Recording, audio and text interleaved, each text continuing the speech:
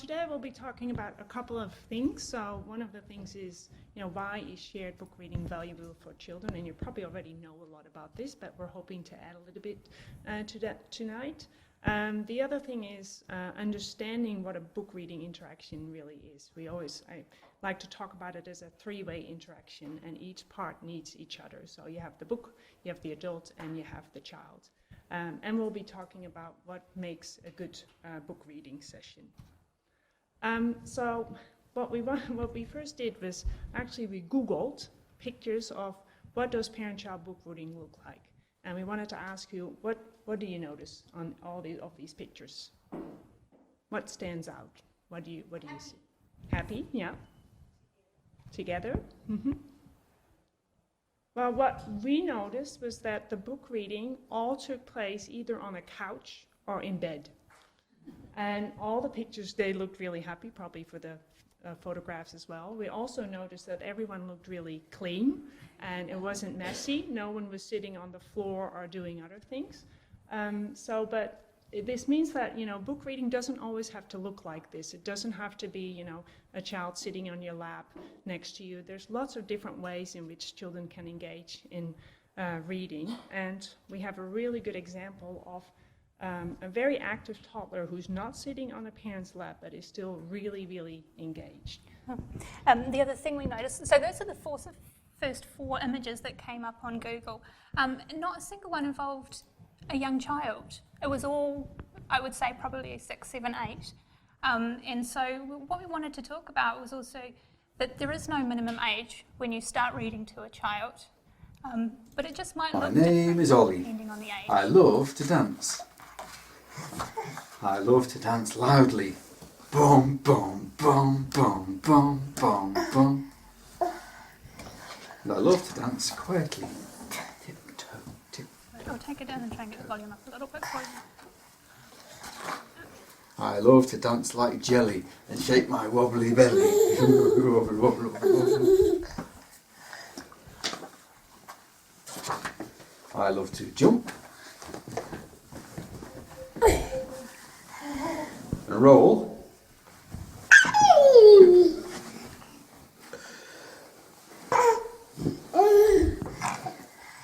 and flip.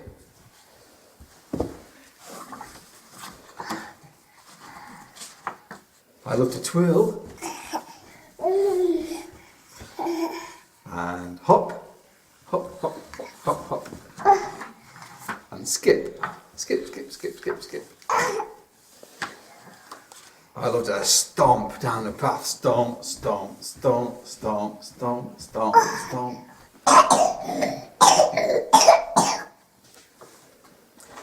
I love to wriggle after a bath, wriggle, wriggle, wriggle, wriggle, wriggle, wriggle. But what I love best is to dance on my bed with my duck pyjamas on my head. Yeah, duck on my head. Good night.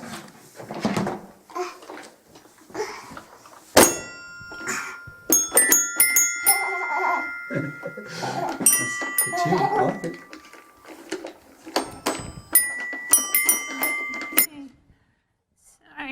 You can see that they're quite experienced reading that book. They both enjoy it, but there's no sitting. This is a young child.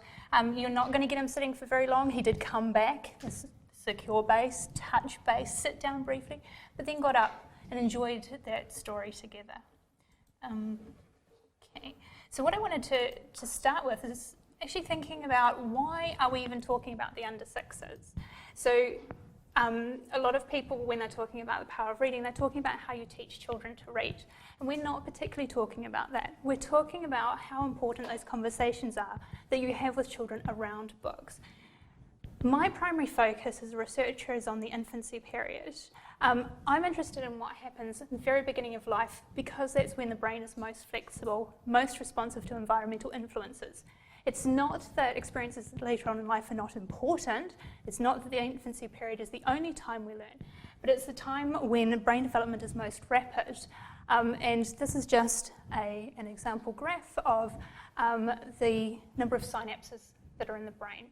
So a 1-year-old child has 150% more synapses than an adult. So they have more connections in their brain. And it's through experience that their brains become tuned, and we actually see that the number of synapses decreases over time. This happens very rapidly for their sensory learning, so their visual perception. We see that happening in the first 9 months of life. With language perception, again, it's over that first year. And some of our higher order cognitive functions take a little bit longer.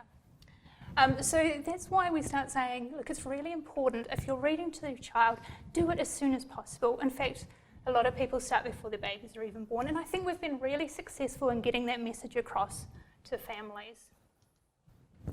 But the question is, what do you do with babies who are starting to crawl and are not sitting still anymore? How do you know that they're engaged? How can you tell that your reading is worthwhile with them? So I think it's helpful to sort of step back and go, well, what does an engaged baby look like? If they're enjoying the experience, how would you know? So some really basic things would be that they're smiling, their eyes are wide open, they look like they're really enjoying the experience. They might be picking up, so holding onto the book and patting at the page, or grasping it or trying to turn the page, which would suggest that they actually want to interact with that book. They're likely to have turned their head or their body towards you. That could also be shown as they might be doing something else, and it looks like they're not paying attention, but when you stop reading, suddenly they turn back to you. So even though they weren't actually looking at you, they were very engaged with what you were doing. If they were disengaged, it would look more like this. Their eyes would be closed, or they'd be looking away. They might be, if you're sitting with them, they might be arching their back and trying to get out of the situation. They'd be crying or frowning. We also have to be careful we're not talking about, for example, bodily functions that might be happening during the book reading. So ignoring those, we're talking about, these are some signs that maybe the child doesn't want to keep book reading. So one of the messages we'll try and get across tonight is that we'd want to spend about 15 minutes a day reading, but it really needs to be driven by the child. So if the child stops being interested, you would stop reading the book. So it sounds pretty easy. Sit with a child, keep them engaged. I thought we'd show you a video. So within our research lab upstairs, we look at book reading with what happens when babies start to crawl. So how do we book read with children between the ages of 6 months and 12 months? And this is an example of one of our mums who took part, who is juggling twins. I spy dots on the letter D and a nice soft pink eraser E. Sweet. Cool. Yeah, look. Harry, I spy on an F for me. And gold, or fire on an F for me, sorry. And golden glitter on the letter G. Those are amazing babies. Look at them turning both concentrations. I spy holes in a H. That's green. And inches on a ruler. Do you see what I mean? I spy jewels on the letter J. And bright red kites on the letter K. Yeah. Alright, here we go. I spy an L wearing lacy white and a M that's screwed on tight.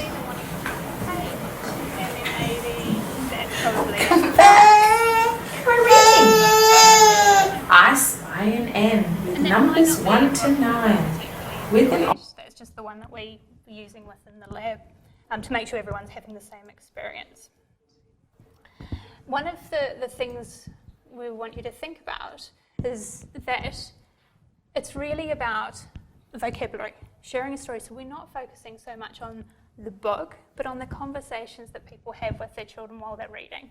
And those conversations are what's helping the child develop their literacy skills, their numeracy skills, just their language skills in general. So although we know there's a lot of benefits to reading that come with the social and emotional bond we get when we're sitting together every night reading stories, what we're going to focus on is the literacy skills. And we know that book reading is really special. It's more special than any other conversation we have with children. The research has shown that when people are engaged in reading with their 3 to 4 year olds, they actually talk more. Those conversations, there's a higher number of words, there's also a higher number of back and forth conversational turns between the parent and the child. And this is both for mums who come from higher socioeconomic statuses and also for more impoverished situations as well. So there's something really special about book reading. It's not so much the content of the book. There is a ton of books you can buy. I own some of these, partly because when we had different situations, I was thinking, how do I explain them to my child? And because I didn't always know what words I wanted to use, I would have a book. I would get a book, and we would read the book together, and it served as a conversation starter. So there's a range of things you can get. One's for teaching children not to bite each other, for going to the dentist. I own the one about going to the potty. I don't think it really worked, but he loved it anyway. But what we know about books is children don't learn from them very well. So under the age of about 4, they don't learn very well from any sort of media format. So that's from books, from screens, from touch screens. The content of the story in itself, they find very difficult to read from. They learn faster and more effectively from a live presentation than they do from something that's presented in a book. We can change that a little bit. We can make some choices about what books we provide to children, and some things will make that easier. If it's a book that has got photographs in it, that's easier for children to understand the connection between what's on the page and what's in real life. As soon as those images become more removed from reality, so if they start to be sort of these kind of cartoons, it becomes a bit harder. And that's probably not surprising. It becomes harder again when it's line drawings. So as we become more and more removed from the real image, it's harder for children to understand.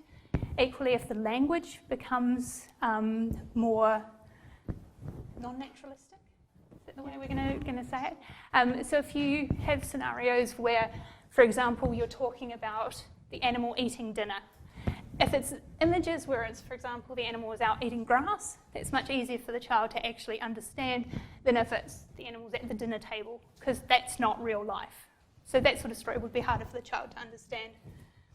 And if the language is realistic, and also it will improve over time. So the number of times that you read a story to a child will increase their encoding of that information. So, for example, if we show an 18-month-old a book 2 times, they might pick up a couple of things. We show them 4 times, they remember about twice as much from it. So we do see improvements if we keep reading the same book. Yes. So, as we mentioned earlier, there's no magic trick to finding the right book, and what the right book is for one person might not be the right book for another person. And there's a lot of different factors that play a role, whether you prefer a certain book or your child prefers a certain book. Could be your culture, language, family, other factors. I brought my favorite book.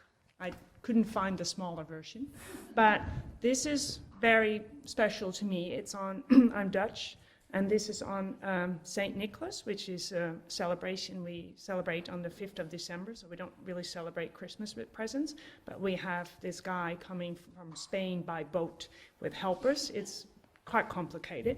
And the book itself, it's very cultural specific, so each page is, this author is really fantastic. She's done a lot of very detailed pictures, but each picture has very little cultural items in the book, so you have to really look for them. So if I would give this to you, you wouldn't really think this is interesting, but to me, to my culture, and to my children, this was really important. And my children spent a part of their time in the US, but that's where they were born, but I'm from European heritage, and I had to really get used to the types of books that they read in the US and the books that they really enjoyed. It took me a while to adjust it. So for everyone, there's a different book, and I think it's really hard to say this is a really perfect book.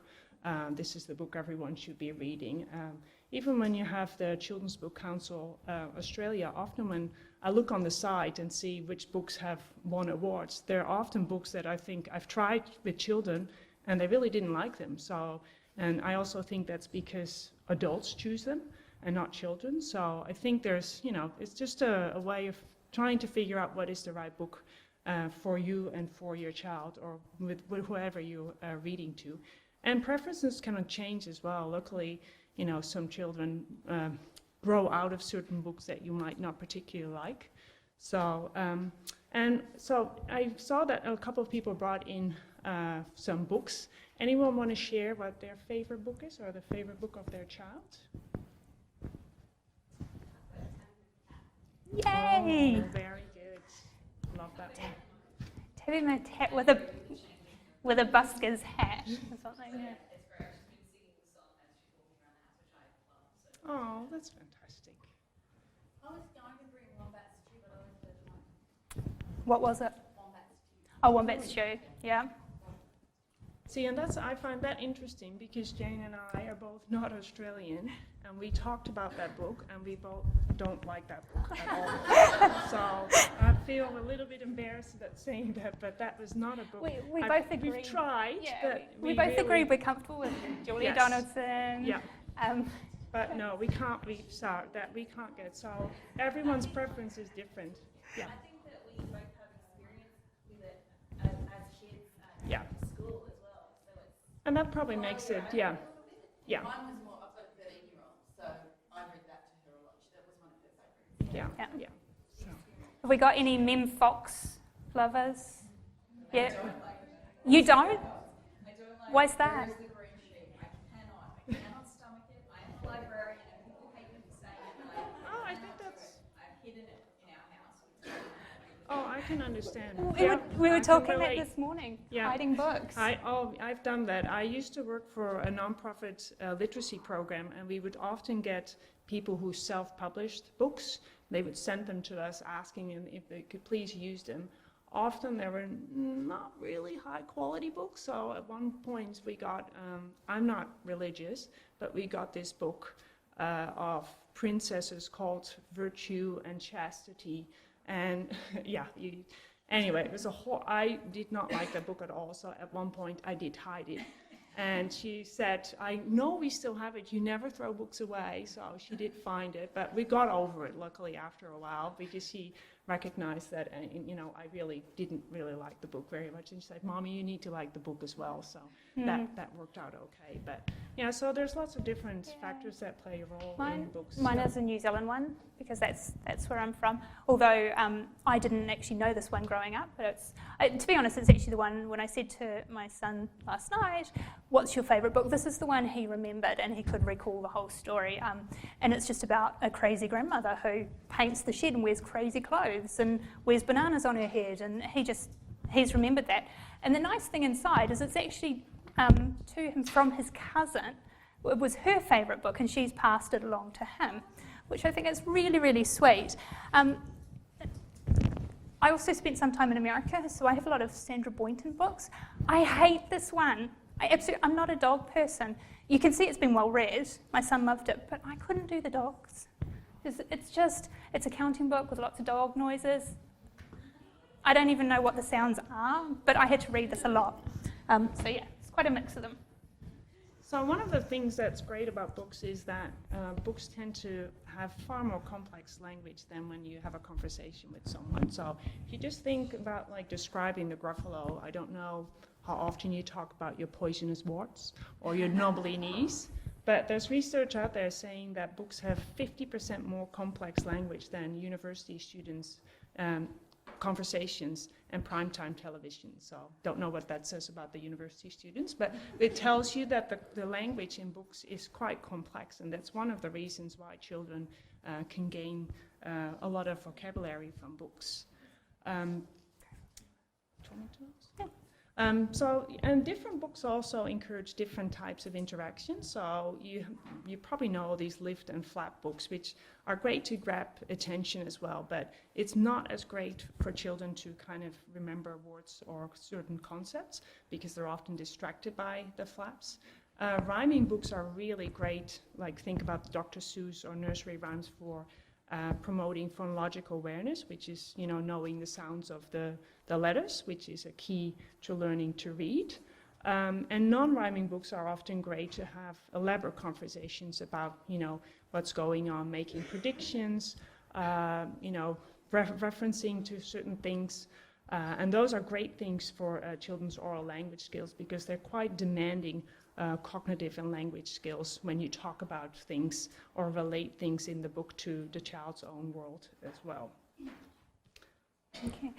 And because it's not always about the story, there's also a lot of ways you can talk about concepts that might not be the main focus of the book. So we know that literacy skills and numeracy skills are developing at the same time. They're present before children are 2.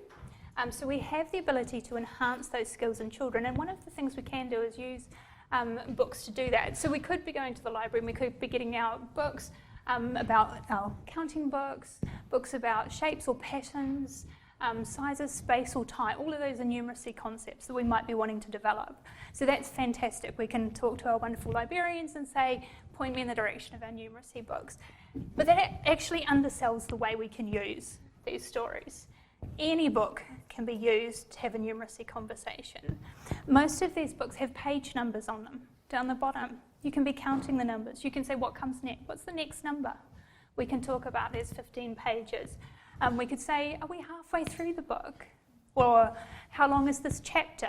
How many chapters are in the book? So lots of ways we can use the concepts just based on some of the general information that's in the story. And this example I actually have because I've been out in Coromel Library and I've been spying, as you do, on how parents and children interact together. Not in a research capacity, I'm there with my child. And he's choosing books. And I noticed the other day there was a really wonderful conversation going on between a dad and his 2 children. They were clearly regular users of the library. And between the 2 children, they had a pile of, I would say, about 30 books. The dad was being very reasonable about it, and he actually offered to read all of those books before he left. Like, this is a language-loving family, I could tell that. And then he said, we need to put half of them back. And then they had a discussion about whether that should be the big books or the little books, because some of those books were big. And then we're talking kids who are probably 2 and 4. And so he was saying, well, okay, let's put 6 of the books back. How many is 6? And they counted them out. And there was just really beautiful conversations going on. So he was using literacy, just using books as the basis for that conversation. So lots of ways we can introduce concepts without actually having to buy the book on the actual topic. And I felt we needed to put this in because there's a lot of discussion about whether children learn from ebooks. There's still not a lot of research on this as a topic. We don't need to worry about the sale of books going down. Traditional books are still extremely popular. People are still giving them as gifts. So we don't typically give ebooks to children. We know that children are very engaged with their iPads. They enjoy stories that they see on these things, but it's very difficult for them to learn from it because it's a very distracting medium. And research that's out there at the moment is suggesting that parents talk very differently about an ebook than they do from a traditional book. So they tend to they focus more on the iPad. Who's holding it? Who's controlling it? Don't swipe it. I'm doing it. Be careful. So those sort of management type conversations rather than actually focusing on the content of the story. So it's becoming a bit of a distraction. So there's nothing wrong with using ebooks at all. If you're going to, and we can, if you're interested, give some recommendations afterwards on sites that are actually have got some reasonably good ebooks on them.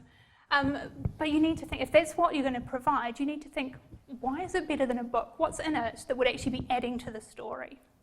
Adding to that conversation that we're having, rather than it just being effectively a game.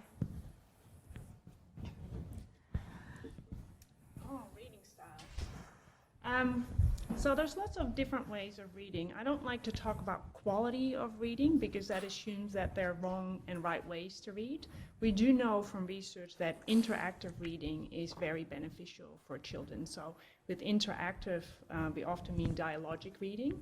And it really is called dialogic reading because you're trying to get a dialogue with the child around the book. So the purpose of dialogic reading is really getting the child to become the narrator of the story, and asking lots of open-ended questions. You could also ask labeling questions, but specifically open-ended questions, and questions that what we call go beyond the book. So for example, you're reading about, strawberries, you ask the child, oh, remember the time that we went strawberry picking? Or, that dog looks like the dog we have. Or so making those connections are really cognitively demanding for children. So that's why it's so great to ask these open-ended questions.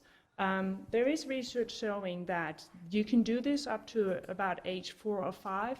Then children get to say, just read the book, don't ask the questions. And some children are more inclined to have, maybe talk about it a little bit at the beginning, but want to read the whole book and then maybe another time talk about it. That's fine as well. There's no right or wrong way. But, just asking some questions can really help facilitate language development.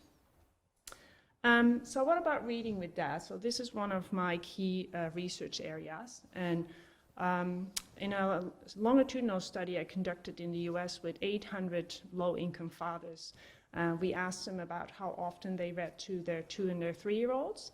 And I found that when they reported reading to them at least weekly, their children had better language, cognitive, and literacy skills 2 and 3 years later, despite mother's reading. So mother's reading was taken into account, but on top of that, what dads did really, really mattered. So what it exactly is, I've done some smaller scale studies as well. What we found is that dads use more of that complex language, asking more questions about, oh, remember, that book that we read earlier. Or, for example, in one book they read about a spider, and then one of the dads said, oh, remember the song, The Itsy Bitsy Spider. So dads did a lot of that kind of language. It's not to say that all of them do it, but there is something specific to fathers or father figures that adds to the picture as well. So it's not just the other parent. I always think it's really important to include father or father figures. But we have to say that most of the research on parent-child reading is actually mother-child reading. Yeah, luckily it's coming. I've been studying this for about 10 years now. When I started out, when I would present at conferences, people would say, oh, dads do the same as moms, right? And that was it. People weren't interested. So slowly there's more interest in it. So we actually did a study right here with 21 of our families. We asked the dads to audio record themselves reading this book, Mopoke, to their 3-year-olds. And Mopoke is a really great book. Yeah, she's going to show it. So Mopoke is a little owl from Queensland, I think he is. So in each, you can see each page has the Mopoke on it with a little this one is where he has the afro, and each page has like one sentence. This is a fropoke. So the dad's, as you can see in the example, the dad says, this is a fropoke, and the child's like, a fropoke? Oh, afro hair with a little comb in there. So they had to make a lot of explanations. Another one where the Mopoke had a yo-yo, the dad says, this is a yo-poke. Have you ever seen a yo-yo? And the child says, no, yeah, you have? Yeah, Jamie has one. Jamie has one? Yeah, is it on a string? Yeah. So, and what was interesting about this is that the dads had a lot of conversations. They had to explain a lot of things, about the afro and about the yo-yo. And what some of the kids did, and these were children who were only 3 years old, discovered the pattern that the poke, if they added something before the poke, that made a new word. So there was one child that said, oh, that owl doesn't look so good. I think he's a sick poke. So that shows you that children are really processing language. And we don't know if they had read this book before, but at least, this was at least one of the first times that they had this book. So we were pretty impressed with this. We like this page because there was a lot of discussion about whether wombats could actually climb trees. Yes. Yeah. Oh, yeah. There was a lot of discussion about that. And again, for some of our families, there was also the opportunity for, let's see, for counting as well. Yeah. And size comparisons. So again, another chance to do those numeracy discussions. Yeah, and we chose the book specifically because we wanted some sort of elicitation from the parents, from the dad in this respect, but not having it too challenging as well, like not too much of text, so the child will lose interest as well. There was some debate about this one, whether this is the sick poke or the glow in the dark. Yeah, and there was this great boy who had a glow in the dark pajamas and said, we started a discussion saying the glow in the dark pajamas don't work anymore, and the dad saying, oh, I'll explain later how the glow in the dark pajamas work, because he was talking about the glow in the dark, so I had lots of rich discussions as well. So what makes really a good book reading session? There's no magic trick for it, but again, both being comfortable, session being pleasant, not pressured, not thinking, oh, I really need to get those 15 minutes in today. It's 6 o'clock, I still need to make dinner. Another child is screaming, I've got to get the reading done. No, don't feel pressured that you have to do it. There's lots of days that you might not do it. There's days that you maybe can read one page, or you read the last page, or you have all the books out and your child doesn't want to read any of them. Just, I think, follow the child, what the child likes, making it pleasant for both of you. And just turn pages, just label pictures. I say that partly because I've got a 6-year-old and he now has his home reading to do, and he's a very avid reader, but it is so painful as soon as we flick to it's just before bedtime, he's like, I need to do my home reading. That's not what we want to create. No. It should be a fun experience where they actually enjoy engaging over a book. Yeah, and it's really about the communication during the book reading. I always think the book is just a tool between the child and the adult, and creating these interactions, communication, and the language skills. And you want to? Okay. Yeah. Okay. I'm going to show you. We'll pause. Actually, you can go back to the. Wait a sec. We'll go back. Can you take it back down again? Yeah. Well, this is right. While we're doing this one, so I'm going to show you a video. There are not very many studies about grandparents. So I said there's hardly any about dads, but as soon as we get into extended family, there's even less. I will fully declare this is my mum. She has approved the use of this video. This was not a formal video situation. I wasn't studying book reading back when my child was 2. I just happened to capture a lovely interaction. But now that I've become interested in book reading, I'm like, Grandma, we've got to use this. So ethics is an evolving process. She has approved the use of this video. I'll have to discuss if we publicise it more. My son has also approved the use of this video, but on the condition I brought all the characters from the story. So that's why they're up here. It's really all it means. So it's them reading a nursery rhyme book. And again, this isn't the perfect book in the world, but I will try and put it up on the document reader as we go. But what I want you to do when you're watching this, look at how the child is leading the book reading. So rather than it being read in the order in the book, the child is making the choice. Look at how Grandma takes some complicated words and uses them. She doesn't shy away from words that the child might not understand. She uses them and then tries to define them. She also explains how the book works. And that's one of the things we forget to tell children. We forget to say there's a title page. So we talk about what's in the front of the book and who wrote it. Who's the author? What does it mean? And that you turn the book from left to right. So we're trying to create these early print concepts. You read in English, you read from left to right. You read across this way. So you'll see her presenting that to him. I'm going to kiss it. Oh, thank you. There we go. It's okay. It's okay. Ridiculously done. The mouse went up the clock. The clock struck 1. The mouse went down.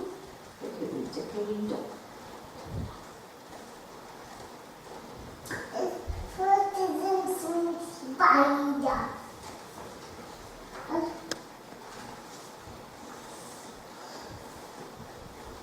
Fancy spider climbed up the spout.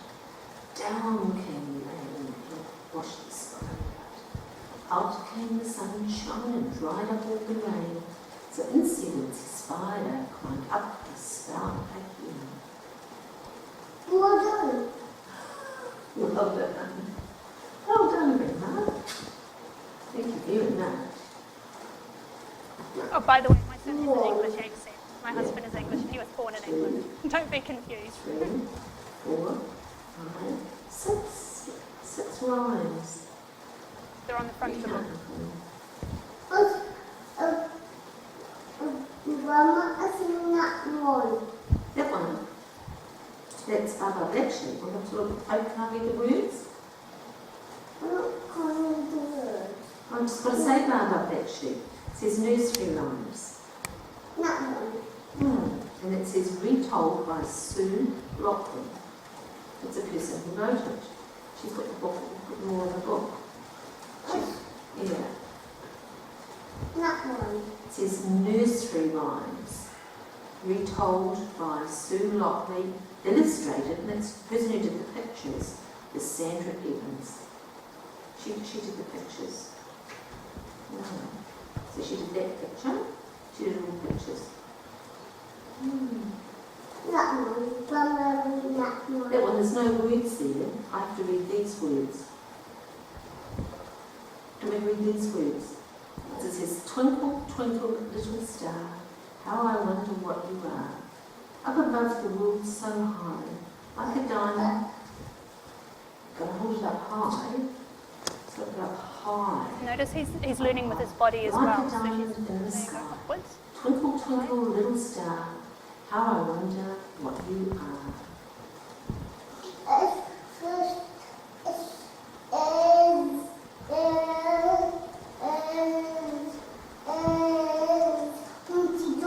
He fell, remember?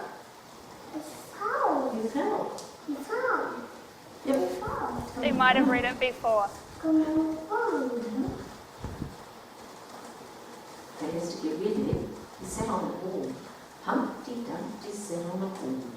Humpty Dumpty had a great. Two. All the king's horses. Oh dear. All the king's horses and all the king's men couldn't put Humpty together anymore. Okay, don't put.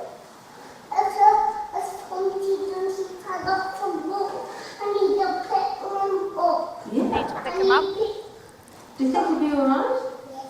Okay.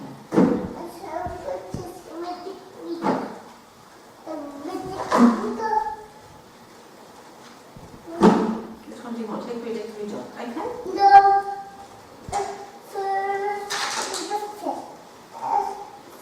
Baba Maxi. Yep.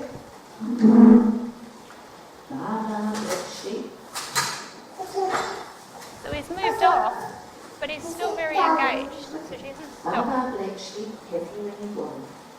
Yes, sir, 3 bags full.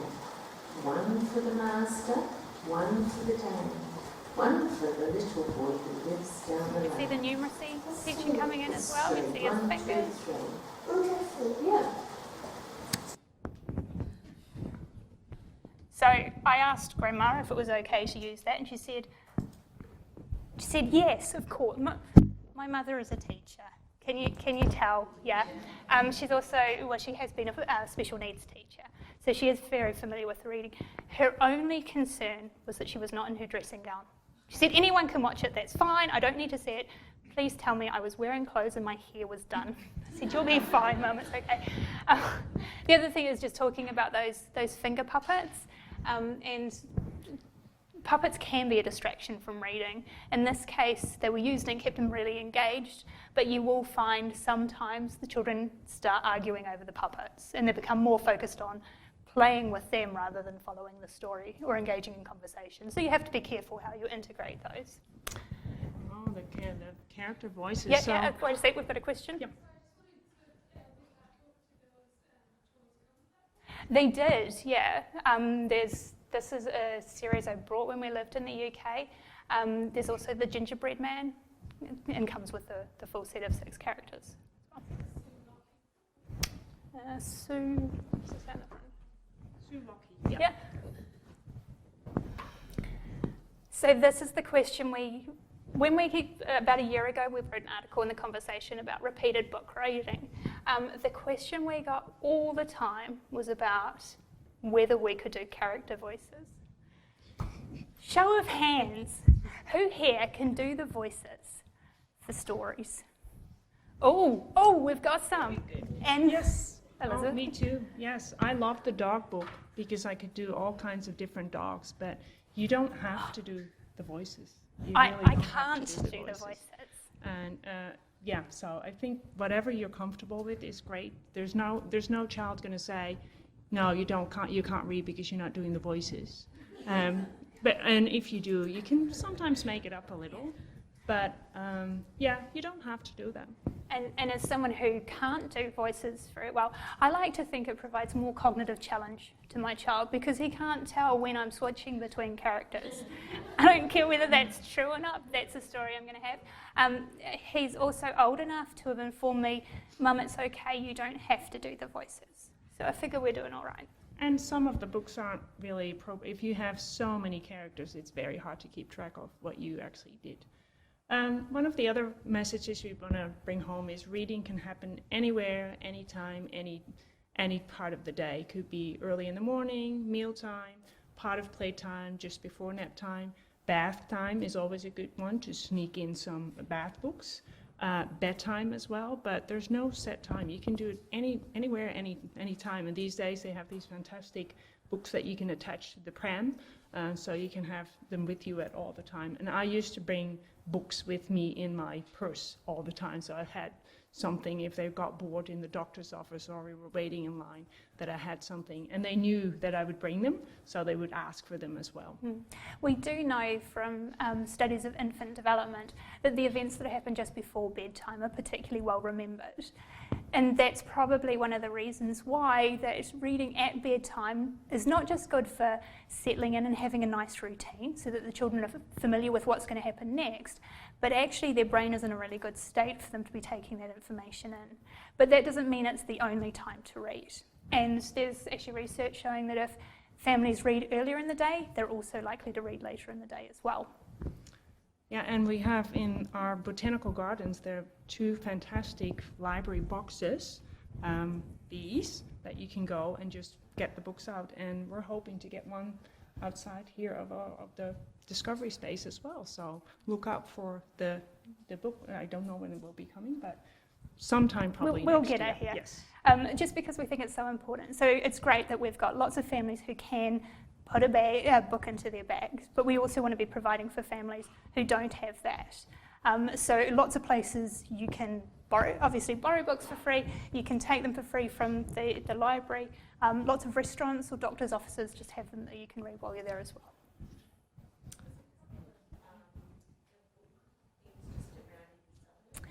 There sure are. There are private, like people can get them themselves. You're supposed to have them on your own property, not on council property. But anyone is welcome to have one. We're just aiming to have one that's exactly the same as in the botanical gardens so that all our families recognise it and they know that. They're very popular in the US. I think that's where they started. It was called My Little Library. There was a whole Facebook page and you could just follow wherever, look at maps and see where people had put them in their front yards as well, which was great. We also think it's important to introduce different types of books. You don't always have to read a narrative. You can read wordless books, cookbooks, storybooks, chapter books, poetry, comics, magazines, informational books, whatever rocks your boat, I think would be. And it's great to expose children to lots of different types of books. My children love looking at cookbooks, at beautiful cakes and stuff that I, of course, couldn't make, but they looked really great. And we would talk about, how you make the cakes, what it looks like, a recipe, ingredients. Again, you can use that for counting as well, or for lots of other activities as well. And if your child is stuck on a particular book, then this is also a good way to introduce something new. So if they particularly like reading about the gingerbread man, then why not get out a recipe book and start looking at how do you actually make gingerbread? So sort of playing around with those interests. Could be my son really liked tractors, and so he had stories about tractors, and then we got information books about tractors, and he found that equally interesting. So it's just sort of a sneaky way to bring in different styles, because each of those brings a different writing style and a different conversation. So how much reading is needed to make a difference? So this is always a kind of a Everyone's seen this one. daunting one. So if you read just one book a day to your child, they will have been read 1,825 books by their 5th birthday. So they say every day counts, every book counts. But we also want to say if it doesn't happen, that's okay too. You don't really have to do one book a day. If the child that you're caring for has access to books, you engage on a frequent basis on conversations around books. You have printed materials in the home. Then it's okay if it's not exactly those 1,825 books. And if it's the same book every day, you don't need to go, oh my God, I need to get a new book in here, because it's the conversation, not the book. So if it's the same book for 3 weeks, so what, other than it's going to drive you crazy, we know that, but it's still just as good for your child. And it might be that you say, okay, well, we'll read that one, but we also want to read 2 different ones. So you can control it that way, still give them their one that they're really familiar with, but then try and integrate a couple more that interest them. So we think of minutes rather than books. And also be aware this will happen. So children are children. Books are paper and cardboard. Baby books get teeth marks on them. Picture book, like these paper books, I learned a really valuable lesson. So I love books. And I particularly adore library books because I love that you can open a book and you can see other people have read it. It tells a story by the pages of the fingerprints on it. This was when my child was probably about 14 months old. Probably shouldn't have left a book with him, and particularly not one about recycling, because he literally, in that 10 minutes, he literally destroyed this entire book. And then there was this quiet call. So he was in his bedroom, I'd left it by his bed, and he called out, "Mum, tape." And so I had to discuss that, no, it would be going in the recycling. And then I had to go and fess up to the library. And I will admit I didn't do it. I sent my husband. And we bought another copy, and it was really hard to find. I went online and I bought it. I'm like, we can't just turn up at the library and have this ripped book. I have to replace it. We went to my husband went to the library, and they just laughed and went, "Kids do it all the time. Doesn't matter. Don't worry." And I just thought, oh my God, if I'd only known that. This happens with kids. If you love a book, it's going to get worn, and that's cool. That's what you want to see. If you love it so much that you don't want that, buy 2 copies. Let your child have one and keep the other one for your pristine one that will be passed on to grandchildren, or just enjoy the fact that the book is actually worn out. And that's all we wanted to say. We wanted to thank the people who have funded us. So our research lab is funded through the ARC. The Faculty of Social Sciences funds us. And thank you to all the parents who have been taking part. So we have our infants come in to our Wollongong Infant Learning Lab, which is upstairs, and we're also involved with a longitudinal study of families who are born in the Illawarra. So we'll leave it there and just say, we know you've got questions and we want to hear them. So thank you.